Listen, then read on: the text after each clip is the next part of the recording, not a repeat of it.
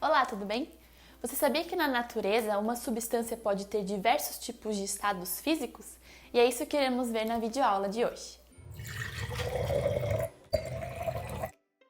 Quando falamos dos estados físicos da matéria, existe uma substância que é muito bem utilizada como exemplo, pois é uma substância que nós conseguimos ver os três estados físicos dela. E esse exemplo então é a água.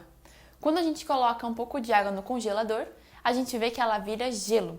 Quando ela está na forma de gelo, a forma física dela é sólida. Neste estado sólido, onde a minha água ela é gelo, as minhas moléculas elas estão bem próximas umas das outras. Lembra sobre o conteúdo de forças intermoleculares? Essas forças estão bem fortes ligadas umas nas outras. Isso faz com que as moléculas fiquem completamente organizadas. Por causa disso, o estado sólido apresenta forma e volumes bem definidos. Então isso é um estado sólido. A partir do momento que a gente interfere neste estado e coloca temperatura, coloca calor, nós iremos ver que o gelo vai derreter. Quando esse gelo derrete, ele vira líquido. Esse líquido é como a água líquida que a gente bebe. Esse líquido, então, a gente vê que ele já é mais maleável, possui uma forma variável, porém um volume constante. Por isso que se eu coloco um pouco de água num copo, ele vai ficar na forma do copo, porque ele consegue se formar. Quando eu falo do estado líquido, aquelas forças intermoleculares de uma molécula de água com outra molécula de água, elas estão um pouco mais soltas, ainda estão firmes e deixa com que todas essas moléculas elas fiquem juntas, formando a água.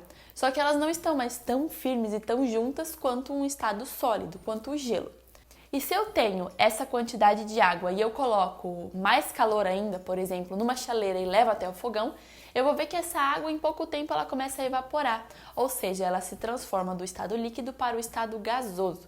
Quando eu tenho o meu estado gasoso, as minhas moléculas elas não possuem forma e nem volumes definidos. Aquelas ligações intermoleculares não estão mais acontecendo, elas estão livres. Então elas possuem uma velocidade bem alta e elas estão em constante agitamento. Então esses são os três tipos de estados físicos que mais vão aparecer em provas de vestibular e no Enem, que é sólido, líquido e gasoso. Além de ter os três estados físicos da matéria, eu consigo transformar um em outro, então colocando ou tirando o calor. E isso pode ser mostrado de forma esquematizada. Por exemplo, aqui eu tenho o meu gelo. Quando eu coloco uma temperatura nesse meu gelo, eu vou transformar ele em líquido. E se eu colocar mais temperatura ainda, colocar mais calor, eu vou ter gasoso, tá? Esse processo do qual eu transformo um gelo em líquido, um sólido no líquido, a gente chama de fusão. Daí que vem aquele termo de quando eu vou fundir algum elemento. Por exemplo, eu tenho uma aliança de ouro e eu quero transformar ela num colar. Eu vou derreter este ouro, vou fundir ele para transformar em outra coisa. Então eu estou transformando um sólido em um líquido. E quando eu transformo um líquido em um gasoso, eu chamo isso de ebulição. Alguns lugares pode aparecer também como evaporação, também tá certo. Quando eu faço o processo inverso, eu também tenho nomes. De um gás para um líquido, eu vou chamar de liquefação.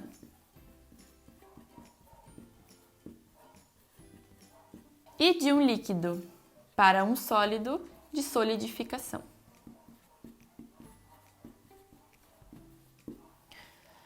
Isso aqui é o mais comum que a gente vê no nosso dia a dia. Porém, eu também consigo passar um sólido direto para um estado gasoso. Um exemplo disso aqui é a naftalina. Sabe aquela bolinha branca que se coloca dentro do armário para não vir insetos que destroem a roupa?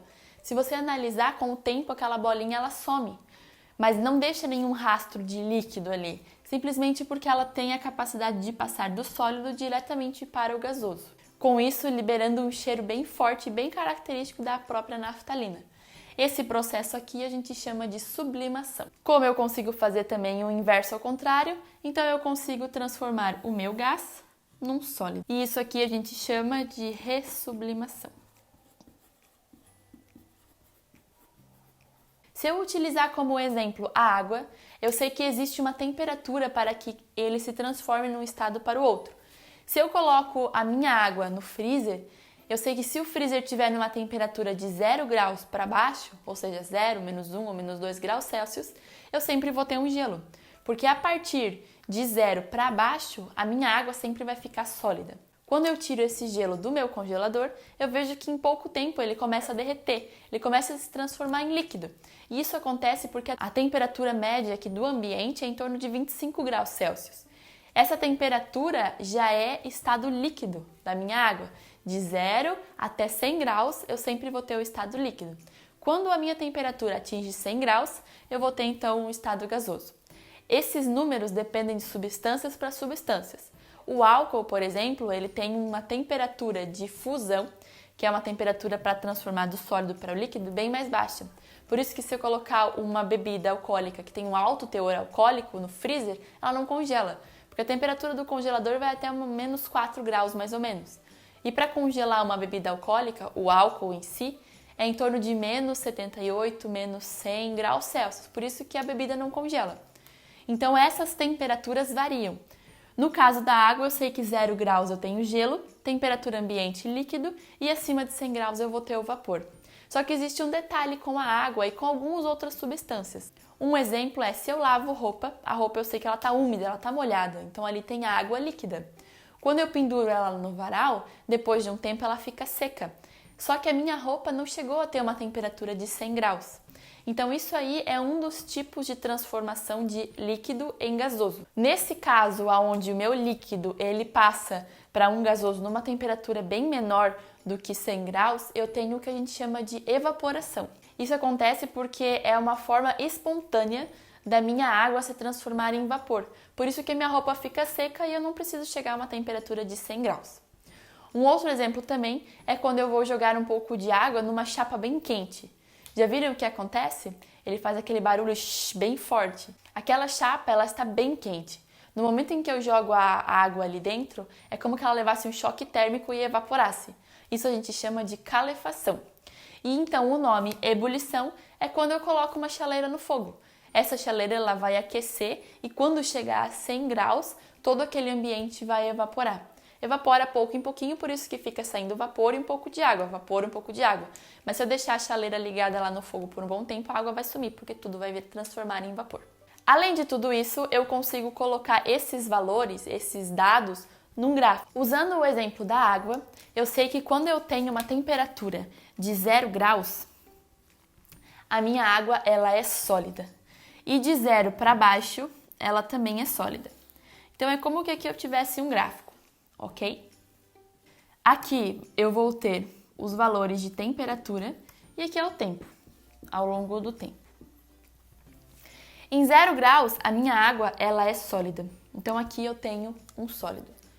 Quando eu fico em 100 graus, eu sei que ela é vapor. Esses são os meus dois dados. Entre 0 para baixo, ou seja, 0, -1, -2, -3 graus Celsius, ao longo do tempo, eu vou ter sempre o meu estado sólido. Quando o meu gelo sai da geladeira e ele entra em contato com 0 graus ali, ele começa a ter uma mistura entre um pouco de sólido e um pouco de líquido. Então, em 0 graus, eu tenho uma constante, com um sólido mais um pouco de líquido. Entre 0 e 100 graus, eu tenho líquido, concordam? Porque a partir do momento que eu tiro da geladeira, ele vai chegar na temperatura ambiente, em torno de 25 graus. Se eu aquecer isso e chegar até 70 graus, ele vai continuar líquido, ele não vai virar vapor. Então, entre 0 e 100 graus, eu vou ter o estado líquido. Somente líquido. E quando atinge os 100 graus ali na chaleira, a gente percebe que uma parte evapora, uma parte fica líquida. Então, aqui eu vou ter uma constância de líquido mais gasoso. E acima de 100 graus, eu sempre vou ter tudo gasoso. E é assim que a gente demonstra graficamente a mudança de estado físico de uma substância. Todas as substâncias seguem esse padrão, porque eu consigo transformar um sólido num líquido num gasoso. Às vezes as temperaturas são muito altas, então esse processo é difícil, mas não é impossível. Então a única coisa que mudaria de uma substância para outra seriam os valores de temperatura. Por exemplo, no álcool. Se eu colocar o álcool no congelador, eu sei que ele não vai congelar, porque a temperatura dele é em torno de -70, -80 graus. Então esse valor aqui para o álcool seria menos 70 graus, mais ou menos. Da mesma forma também, eu sei que se eu deixo uma garrafinha com álcool aberta, vai evaporar muito mais rápido do que se eu deixar uma garrafa com água aberta. Por quê? Porque a temperatura de evaporação, de ebulição do álcool é menor que a da água. É em torno de 80 graus.